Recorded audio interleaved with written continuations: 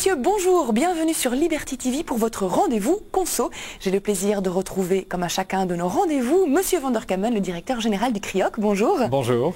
Merci beaucoup d'être avec nous. Une fois de plus, nous avons reçu une question d'un de nos téléspectateurs et j'aimerais que vous y apportiez vos lumières. Je vous propose tout de suite de l'écouter. Est-ce qu'un hôtel 3 étoiles à l'étranger vaut un hôtel 3 étoiles en Belgique ? Voilà, alors concrètement, est-ce qu'il y a une législation au niveau des étoiles dans l'Union européenne ou même dans le monde ? Mais en fait, il y a des législations par pays, mais pas pour l'ensemble de l'Europe et pas pour l'ensemble du monde.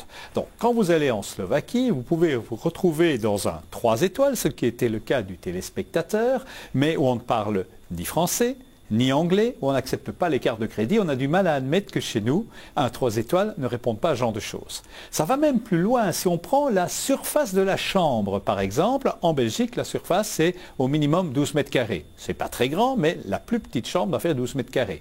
En France, c'est 11,5 mètres carrés. On ne va pas ergoter pour si peu. Mais par exemple, en Slovaquie, on est à 8 mètres carrés. Alors donc finalement, on ne peut pas se fier aux étoiles, puisque c'est la référence dans tous les catalogues, mais vous dites que ça ne fait pas vraiment référence à quelque chose de concret. En fait, le gros problème des étoiles, c'est que c'est un critère important pour les consommateurs parce qu'ils peuvent comparer des hôtels entre eux, mais ils ne peuvent pas comparer un hôtel 3 étoiles en Belgique d'un hôtel 3 étoiles à l'étranger. Pourquoi? Parce que les surfaces ne sont pas les mêmes, les tailles des chambres, mais les services ne sont pas les mêmes. Ainsi, en Belgique, un 3 étoiles, on s'attend à ce qu'on parle plusieurs langues, on s'attend aussi à ce que la chambre ait une certaine surface, à ce qu'il y ait un certain nombre de services, comme le fait de pouvoir payer avec une carte de crédit, mais on ne va pas trouver nécessairement cet avantage à l'étranger. C'est là que ça pose pas mal de difficultés. Alors on prend souvent l'exemple, on dit tout le temps, quand justement vous l'avez pris aussi quand on va en Égypte, un 3 étoiles équivaut très certainement à un 1 ou un 2 étoiles. Donc on peut se demander à un étoile en Égypte, qu'est-ce qu'on va trouver? On n'aura même pas de lit Mais on aura sans doute un gros problème. Si on aura un lit, mais on ne dormira pas tout seul, il y aura peut-être des petites bêtes dans le lit, donc ce n'est pas toujours idéal. En fait, les critères, c'est que les critères dans les pays du Sud ne sont pas les mêmes, alors il faut faire attention à des critères minimums d'hygiène, de salubrité, etc. Qu'en Belgique, elles sont obligatoires de par la législation, ce n'est pas le cas dans certains pays hors Europe. Et en dehors de ces critères-là, il y a la qualité des services. Par exemple, il n'est pas rare de trouver des hôtels où il n'y a pas possibilité de se restaurer. Alors, si aux États-Unis, c'est une habitude, les motels n'offrent pas nécessairement à manger, mais tout à côté, il y a l'équivalent. En Belgique, on a du mal à imaginer qu'un hôtel 2 ou 3 étoiles n'offre pas au moins le petit déjeuner. Enfin, payant bien sûr, mais il doit être là. La qualité de la réception, c'est aussi un élément essentiel. On peut imaginer qu'on peut se satisfaire d'une étoile pour passer la nuit et uniquement passer une nuit sur un trajet d'autoroute et des choses comme ça. C'est difficile à admettre qu'on doit rester plusieurs jours.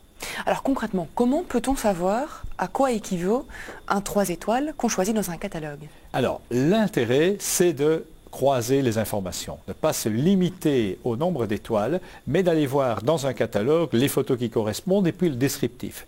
L'avantage des catalogues qui existent, c'est qu'on vous met avec beaucoup d'informations la composition de l'hôtel, les services offerts.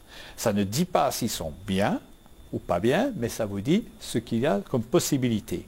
Ça vous permet au moins de vous donner une idée de quel est le niveau d'étoiles dans un pays particulier. Donc c'est un plus en tant que tel pour le consommateur. Deuxième chose, allez voir les témoignages.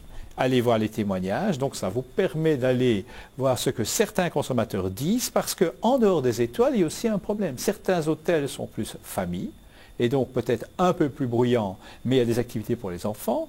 Certains hôtels sont plus réservés à des couples, ça veut dire c'est sans doute moins bruyant. Il y a même des hôtels qui disent nous n'acceptons pas les enfants pour éviter justement que ça soit trop bruyant. D'autres au contraire disent nous faisons quelque chose pour les enfants. Voilà, donc on croise les sources, mais alors on parlait également des témoignages. Parfois, il y en a qui sont complètement erronés. On se rend compte que c'est l'hôtel finalement qui met un témoignage. Donc la véracité n'est pas toujours... Non, on n'est pas toujours là. Mais alors là, il y a plusieurs choses. Donc sur Internet, il y a les témoignages, il y a le descriptif de l'hôtel, il y a aussi ce que vous avez trouvé sur un certain nombre de sites, c'est de l'information. Les guides en ligne peuvent aussi vous aider. Alors c'est vrai que quand on croise tous ces témoignages, s'ils ne sont pas écrits de la même manière, parce que sinon, attention, c'est suspect, c'est la même personne qui a mis les mêmes témoignages, s'ils sont suffisamment nombreux, donc il faut voir combien nous avons de témoignages. S'il y a un avis sur un hôtel, ce n'est pas suffisant, mais dès le moment où on commence à avoir 30 ou 40, ça peut donner une bonne information sur le niveau de l'hôtel.